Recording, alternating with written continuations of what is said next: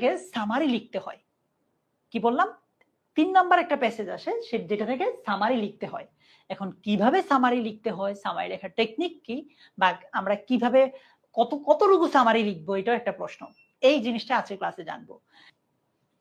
এখন আমরা যদি সামারি লিখতে চাই আমাদের কি জিনিস কি জানতে হবে, একদম শুরু থেকে যদি বলি, সর্বপ্রথম প্যাসেজটাকে ভালোভাবে বুঝে পড়তে হবে। এটা সব ক্ষেত্রে, প্যাসেজটা ভালোভাবে না বুঝলে তুমি আলটিমেটলি ভালো করতে পারবা না। একবার পড়ে না বুঝলে তোমাকে প্রয়োজনে একের অধিক পড়তে হবে, একাধিকবার পড়তে হবে এটা। প্যাসেজ সম্পর্কে ভালো ধারণা না থাকলে সামারি কিন্তু লেখা যাবে না। সো তোমাদের সবার উদ্দেশ্যে বলবো, প্লিজ প্যাসেজটা ভালোভাবে পড়তে হবে। প্যাসেজটা পড়ে এর মূল যে পয়েন্টগুলো আছে সেগুলো চিন্তা করতে হবে।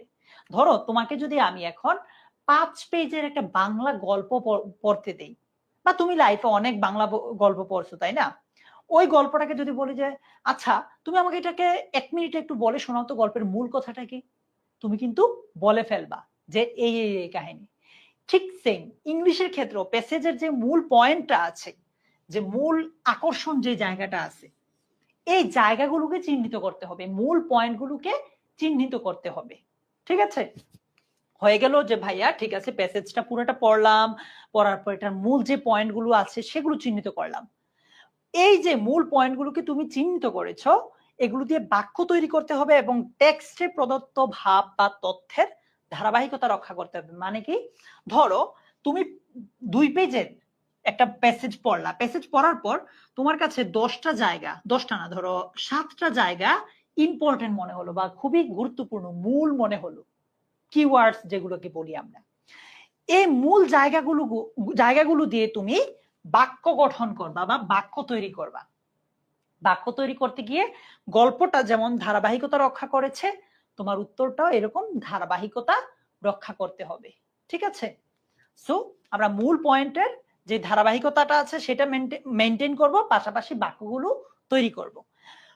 এই বাক্য তৈরির ক্ষেত্রে একটা বাক্যের সাথে আরেকটা বাক্যের যথাযথ সংযোগ ঘটাতে হবে। কি করতে হবে, যথাযথ সংযোগ ঘটাতে হবে। এইটাকে আমরা বলছি কানেক্টরস কিংবা লিঙ্কার্স। কানেক্টর কিংবা লিঙ্কার দিয়ে বাক্যগুলোকে একদম প্রপারলি কানেক্ট করতে হবে। ঠিক আছে, ওকে। এরপর দেখো সামারি সাধারণত প্যাসেজের 1/3 লিখতে হয়। সামারি তোমার প্যাসেজটা যত বড় হবে সেটার 3 ভাগের 1 ভাগ হয়। সো নরমালি 8-10 সেন্টেন্স এরকমই হয়। ওকে, তাহলে আমরা মোটামুটি বেসিক জিনিস জানলাম যে সামারির ক্ষেত্রে আমরা কোন জিনিসটা ফলো করব। এবার আসো সামারি লেখার সময় আমরা, আচ্ছা প্যারাগ্রাফ লেখার সময় আমরা যেই 3টা জিনিস মেইনটেইন করি। বলছে ভাইয়া বই কোন গ্রুপে পাবো, তোমাদের প্রাইভেট যে গ্রুপটা আছে সেটাতে। প্যারাগ্রাফ লেখার সময় আমরা 3টা জিনিস মেইনটেইন করি। ইংলিশে কোনো একটা প্যারাগ্রাফ লেখার সময় আমরা 3টা জিনিস মেইনটেইন করি। একটা হচ্ছে টপিক সেন্টেন্স, তারপর হচ্ছে সাপোর্টিং সেন্টেন্স, এরপর হচ্ছে কনক্লুডিং সেন্টেন্স। এগুলো কি আমি একটু পর বুঝাবো তোমাকে। সো আমরা যখন ইংলিশে প্যারাগ্রাফ লেখার সময় এই 3টা জিনিস মেইনটেইন করি, সামারি লেখার সময়ও আমরা এই 3টা জিনিস মেইনটেইন করব।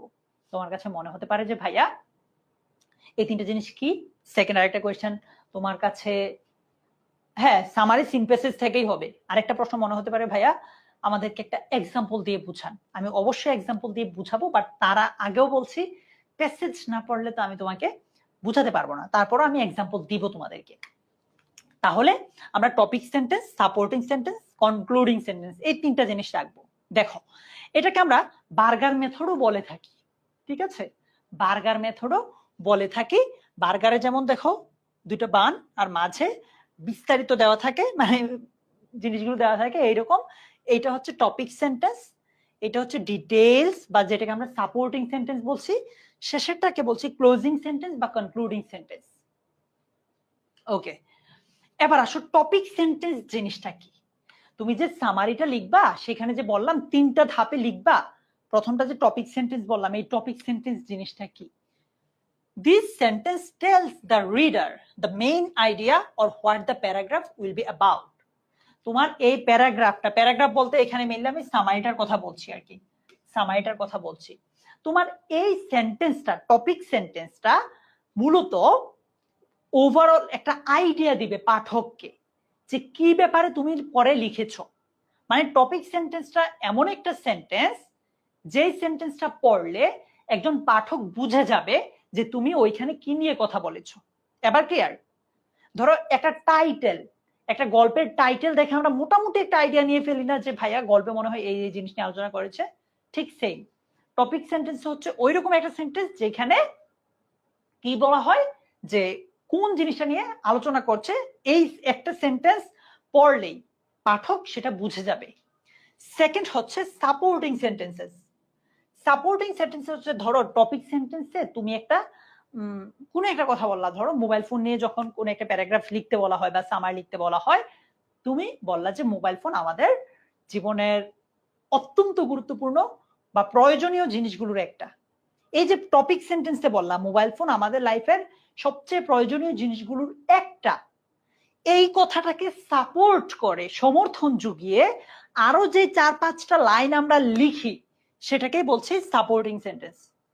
আর কনক্লুডিং সেন্টেন্স জিনিসটা কি?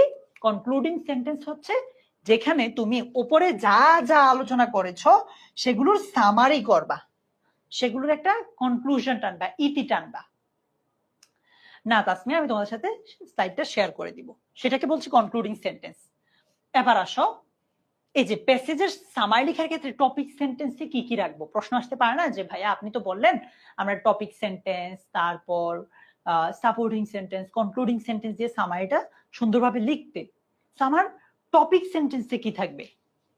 এটা হচ্ছে পুরো প্যাসেজের একদম মূল কথা বা মূল বিষয়। সামারির মূল বিষয়টা এক সেন্টেন্সে লিখতে হবে, মানে পুরো সামারিটার মূল বিষয়টা তুমি একটা সেন্টেন্সে লিখবা। আর সামারি লেখার জন্য যে টপিকটা দেওয়া থাকবে, সামারি লেখার জন্য ধরো তোমাকে একটা কবিতা দেওয়া হলো, কবিতা দেওয়ার ক্ষেত্রে তুমি টপিক সেন্টেন্সে বা প্রথম সেন্টেন্সে তুমি ওই কবিতার অথরকে বা টাইটেলটা কি কবিতার সেটা লিখে দিতে পারো, এটা কবিতার ক্ষেত্রে লিখতে পারো। বাট প্যাসেজ দিলে সেটা আমরা করব না, সেক্ষেত্রে প্যাসেজের মূল কথাটা একটা লাইনে লিখে দিব। হ্যাঁ মনি, আবার বুঝাচ্ছি, তোমার টপিক সেন্টেন্সে মূলত পুরা প্যাসেজের মূল কথাটা একটা লাইনে লিখবা। আমি একটা উদাহরণ দিয়ে আরো ভালোভাবে বুঝবা। উদাহরণটা হচ্ছে ধরো এই একটা প্যাসেজ যেখানে তোমাদের একটা প্যাসেজ আছে বয়সন্ধিকাল নিয়ে আলোচনা করেছে, অ্যাডোলেসেন্ট, ঠিক আছে? তো তুমি প্রথম লাইনটা ধরো লিখো এরকম যে এই প্যাসেজের মূল আলোচ্য বিষয় হচ্ছে বয়সন্ধিকাল, ঠিক আছে? কিংবা ধরো তুমি আরো একটা প্যাসেজ পড়লা যেখানে সৌন্দর্য বা বিউটি নিয়ে আলোচনা করেছে, এটা তোমাদের মেইন বইয়ের একটা প্যাসেজ। তো তুমি প্রথম লাইনটা এটা লিখো যে এই প্যাসেজের মূল আলোচ্য বিষয় হচ্ছে সৌন্দর্য। তোমার এই লাইনটা পড়লে কিন্তু পাঠক বুঝে যাবে প্যাসেজটা কি নিয়ে। এবার ক্লিয়ার টপিক সেন্টেন্স জিনিসটা কি? ক্লিয়ার? ওকে। এরপর দেখো সাপোর্টিং সেন্টেন্স। টপিক সেন্টেন্স তো লেখা হয়ে গেল যে এই প্যাসেজের মূল আলোচ্য বিষয় হচ্ছে ভালোবাসা এবং সৌন্দর্য। এবার সাপোর্টিং সেন্টেন্স জিনিসটা কি? এখানে টপিক সেন্টেন্সে যা বলা হলো, ওই যে প্যাসেজের আলোচ্য বিষয় যে বললাম ভালোবাসা এবং সৌন্দর্য, এইটাকে সমর্থন জুগিয়ে আরো বিস্তারিত লিখতে হয়, ডিটেইলস লিখতে হয়। হ্যাঁ, টপিক সেন্টেন্সের কথাটাকে সাপোর্ট দিয়ে কিছু তথ্য দেওয়া লাগবে। এক্ষেত্রে তোমাকে কয়েকটা ব্যাপার একটু মাথায় রাখা লাগবে। অবশ্যই এই তথ্যের যাতে একটা ধারাবাহিকতা থাকে, মানে প্যাসেজে যেই ধারাবাহিকভাবে বর্ণনা করছে ওই ধারাবাহিকতা মেনটেন করতে হবে। লেখাটা হতে হবে অবশ্যই নিজের ভাষায়, ঠিক আছে? কোনো অতিরিক্ত তথ্য অ্যাড করা যাবে না, প্যাসেজের বাহির থেকে তুমি কোনো তথ্য আনতে পারবে না। ইভেন এরকমও না যে ধরো কোন একটা ডাটা তোমার জানা আছে, কথার কথা আমি জাস্ট একটা উদাহরণ দিই বুঝানোর জন্য। ধরো প্যাসেজটা হচ্ছে বয়সন্ধিকাল নিয়ে, তো তোমার কাছে মনে হলো বাংলাদেশে, মানে প্যাসেজে ধরো এটা দেওয়া নাই যে বাংলাদেশে অ্যাডোলেসেন্ট বয় এবং গার্ল কতজন, কত পার্সেন্ট, ধরো তুমি জানো বাট এটা প্যাসেজে দেওয়া নাই। তার মানে এই না তুমি যে তুমি জানো দেখে এটা উত্তরটাতে বসাই দিবা, ব্যাপারটা এরকম না। প্যাসেজে যেই পার্সেন্ট মানে যে ইনফরমেশন গুলো দেওয়া আছে এগুলো থেকেই লিখতে হবে, এগুলোর বাইরে তুমি লিখতে পারবা না। না নখিল দাস, আমি তোমার সাথে শেয়ার করে দিব, প্যাসেজ থেকে হুবহু কোনো লাইন তুলে দেওয়া যাবে না। দেখো এটা অন্যতম গুরুত্বপূর্ণ একটা জিনিস, তুমি প্যাসেজ থেকে হুবহু কোনো লাইন তুলে দিতে পারবা না তোমার সামারিতে। এবার আসো কনক্লুডিং সেন্টেন্সে কি থাকবে, সাপোর্টিং সেন্টেন্সে কি থাকবে, এরপর আমরা দেখলাম যে টপিক সেন্টেন্সে কি থাকবে সেটা দেখে ফেলেছি। সর্বশেষ আমরা এখন দেখব যে কনক্লুডিং সেন্টেন্সে কি থাকবে। হ্যাঁ, আমি নামাজের ব্রেক দিব। এটা হচ্ছে মূলত সারসংক্ষেপ, অর্থাৎ টপিক সেন্টেন্স এবং সাপোর্টিং সেন্টেন্স গুলোতে যা বলা হয়েছিল তার একটা সারসংক্ষেপ 1 বা 2 সেন্টেন্সে লিখতে হবে। আবার বলছি, টপিক সেন্টেন্স অথবা এবং সাপোর্টিং সেন্টেন্সে আমরা যা লিখেছি সেগুলোর একটা সার কথা আমরা 2-1 লাইনে লিখে দিব, সেটাকেই বলছি কনক্লুডিং সেন্টেন্স। এটার উপর ভিত্তি করে আমি তোমাদেরকে একটা প্যাসেজ একটু পর দেখাবো, বাট এর আগে আমাকে বলো, সামারি লেখার ক্ষেত্রে তোমাদেরকে আমি যে টিপস গুলো দেখালাম এগুলোতে কোনো জায়গায় প্রবলেম আছে কিনা বা তুমি বুঝেছো কিনা, একটু আমাকে এটা বলো।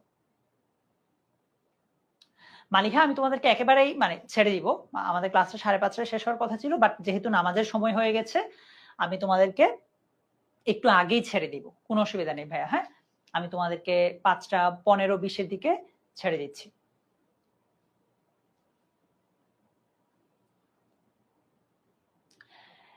জয় বিশ্বাস, ইয়েস, এইভাবে মেইনলি এইভাবেই লিখে। থ্যাংক ইউ, তুমি খুব ভালো একটা টপিক সেন্টেন্স দিয়েছো। তোমরা কি সবকিছু বুঝতে পেরেছো ভাইয়া এই সামারি রাইটিং এর পদ্ধতিটা? একটা কথা একটু বলে নিচ্ছে, আমাদের ইংলিশ সেকেন্ড পেপারের ক্লাসগুলো যতটা ইন্টারেক্টিভ হয় বা ইংলিশ ফার্স্ট পেপারের কোনো একটা প্যাসেজ পড়ার পর প্র্যাকটিস করলে যতটা ইন্টারেক্টিভ হয় ক্লাসগুলো, আজকে ক্লাসটা তোমার কাছে কিছুটা বোরিং লাগতে পারে, কারণ এইখানে আমি কোনো উদাহরণ দিতে পারছি না। তোমাকে যে একটা প্যাসেজ দিয়ে আমি উদাহরণ দিব সেটা পারছি না সময়ের অভাবে। একটা প্যাসেজ পড়তে গেলেই দেখা যাবে আমাদের 40 মিনিট থেকে 1 ঘন্টা চলে যাচ্ছে। দ্যাটস আমি তোমাকে এক্সাক্ট উদাহরণ দিয়ে দিয়ে যে বুঝাবো ওইটা একটু আমার জন্য কঠিন হয়ে যাচ্ছে। তোমরা আশা করি এই ব্যাপারটা বুঝতে পারছো, ভাইয়ার এই ব্যাপারটা আশা করি তোমরা বুঝবে, ঠিক আছে? নিশাত জাহান, পেজ কাউন্ট তো ওইভাবে করা হয় না, ওইভাবে পেজ কাউন্ট করতে লেখা হয় না, নর্মালি 1-1.5 পেজই লেখা হয়। মিরাজ, আমি তোমাদেরকে একেবারে ছুটি দিয়ে দিব, অসুবিধা নেই। ওকে, সবাই বলছো ভাইয়া বুঝতে পেরেছি, এমদাদ বলছো বুঝতে পেরেছি। ওকে, এবার চলো আমরা একটা এক্সাম্পল দিই, জাস্ট তোমাদের যেহেতু এক্সাম্পল নিয়ে একটু স্বাভাবিক, এটা থাকাটা খুবই স্বাভাবিক, বাট প্যাসেজ দেখে এক্সাম্পল দিতে পারছি না। ইংলিশ সেকেন্ড পেপার হলে তো একটা সেন্টেন্স দিয়ে এক্সাম্পল দিয়ে দিতে যেত, বাট প্যাসেজ তো এক্সাম্পল দেওয়াটা একটু কঠিন হচ্ছে। তারপরও চলো আমরা এই যে এইখানে ধরো একটা প্যাসেজ পরীক্ষা এইভাবে তোমাকে দিবে, এটা পুরোটা প্যাসেজ না, প্যাসেজের একদম একটা অংশ, আরো অনেক বড় একটা প্যাসেজ থাকবে, সেটাকে সামারাইজ করতে হবে। তো আমি পুরো প্যাসেজটা নিয়ে এসেছি, প্রথম পার্ট হচ্ছে এইটা পরে আমরা শুধু এই জায়গার সামারিটা লেখার ট্রাই করব। বলছে ফার্স্ট, প্রথমে let's start by answering a basic question. চলুন শুরু করি উত্তর দেওয়ার মধ্য দিয়ে একটা একদম বেসিক কোয়েশ্চেনের, একদম বেসিক একটা প্রশ্নের উত্তর দেওয়ার মধ্য দিয়ে চলুন আমরা আমাদের আলোচনাটা শুরু করি। What is a dream? একটা স্বপ্ন কি? A dream can include any of the images, thoughts and emotions. স্বপ্ন অন্তর্ভুক্ত করতে পারে, স্বপ্ন বলতে বোঝায় যে কোনো ধরনের ইমেজ বা চিত্র, ভাবনা এবং ইমোশনস। হ্যাঁ, চিত্র, ভাবনা কিংবা আবেগ, অনুভূতি দ্যাট আর এক্সপেরিয়েন্সড, যেটার মধ্য দিয়ে যায়, যেটা এক্সপেরিয়েন্স করে ডিউরিং স্লিপ, ঘুমের সময়। Dreams can be extraordinarily vivid. Dream হতে পারে অসাধারণভাবে প্রাণবন্ত। ভিভিড মানে কি? প্রাণবন্ত। মরিয়ম, আমি তোমাদের প্রশ্নগুলোর উত্তর শেষের দিকে দিচ্ছি। অর ভেরি ভেগ, কিংবা খুবই অস্পষ্ট, স্বপ্ন হতে পারে খুবই স্পষ্ট বা ক্লিয়ার, কিংবা খুবই অস্পষ্ট বা vague. Filled with joyful emotions or frightening images, ধরো আমরা স্বপ্ন দেখার পর অনেক সময় কি করি? আনন্দ পাই, আমাদের মাঝে আনন্দ, হাসি খুশি চলে আসে, এটা বলছে। অথবা ফ্রাইটেনিং ইমেজেস, অনেক সময় খুবই ভয়ঙ্কর স্বপ্ন দেখি না, সেটাও হতে পারে। ফোকাসড এন্ড আন্ডারস্ট্যান্ডেবল, খুবই ফোকাসড হতে পারে স্বপ্ন, কিংবা বোধগম্য হতে পারে, অথবা অস্পষ্ট হতে পারে এবং খুবই কনফিউজিং হতে পারে। আমরা বিভিন্ন রকম স্বপ্ন দেখতে পারি, এই কথাটাই বলেছে। তো আমি যদি বলি একটু কিছু পড়লাম, আমরা একটা প্যাসেজের একটা পার্ট পড়লাম জাস্ট, এইটাকে যদি আমরা এখন সামারি করি তাহলে কি দাঁড়াবে? এই অংশটাকে, একটু অংশকে যদি আমি সামারি করি ভাইয়া, দেখো এই এই জিনিসটা দাঁড়ায় 1 2 3 4 5 6 7 7 লাইনকে সামারি করে আমি আড়াই লাইনে নিয়ে এসেছি। চলো আমরা এইটা পড়ি, পড়ার পর বুঝবো যে এই পুরোটা জিনিস এখানে চলে আসছে। বলছে উই এক্সপেরিয়েন্স ড্রিমস, আমরা স্বপ্নটা উপভোগ করি বা এক্সপেরিয়েন্স করি ডিউরিং স্লিপ, ঘুমানোর সময়। Dreams may be vivid or very big, dreams হতে পারে খুবই প্রাণবন্ত কিংবা খুবই অস্পষ্ট, জয়ফুল, ফ্রাইটেনিং, আনন্দঘন কিংবা মানে ভয়ঙ্কর। এরপর বলছে এটা কমা হবে, কনফিউজিং মানে খুবই কনফিউজিং হতে পারে, অথবা অস্পষ্ট হতে পারে, অথবা বোধগম্য হতে পারে। এই যে ভাইয়া এতটুকু পড়লাম, এইটাকে আমি সামারাইজ করে এখানে নিয়ে এসেছি। তুমি যেটা করবা, এটা শুরুর দিকে তুমি পারবা না, একটু কষ্ট হতে পারে, বাট নিয়মিত যদি প্র্যাকটিস করো তাহলে পারবা। আবার সামারির ক্ষেত্রে হবে কি, আমার যে উত্তরটা এটা তোমার সাথে মিলবে না, এটা খুবই স্বাভাবিক। দেখো আমি কিন্তু এখান থেকে হুবহু কোনো লাইন তুলে দেই নাই, তুমি এটা করবা না, সামারিটা ঠিক এরকমই হতে হবে। থ্যাংক ইউ সুরাইয়া ইসলাম মহিমা। আমরা কি তাহলে বুঝতে পারলাম? চলো প্যাসেজের পরের পার্টটা পড়ি, বুঝবা। অথবা তোমরা বললে আমাদের হাতে কিন্তু সময় কম, আমাদের রিয়ারেঞ্জটাও শেষ করতে হবে। প্যাসেজের পরের পার্টটা মূলত এইটা, আমি তোমাদের সাথে স্লাইডটা শেয়ার করে দিব। প্যাসেজের এই পার্টটার সামারি শুধু এতটুকুই হয়ে যাচ্ছে। প্যাসেজের পরের পার্টটা হচ্ছে এইটা, এটার সামারি এতটুকু। তুমি পড়বা, স্লাইডটা দিব, প্লিজ পড়বা।